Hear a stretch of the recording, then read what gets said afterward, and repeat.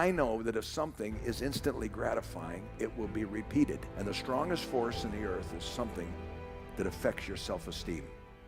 If you can make someone feel good about themselves, they will love you for it. They will be loyal to you. You talk about plugging into the energy in interpersonal dynamics. You get to be responsible for another person feeling better about themselves, and you've hit the jackpot. That's a dead-on bullseye in human relations.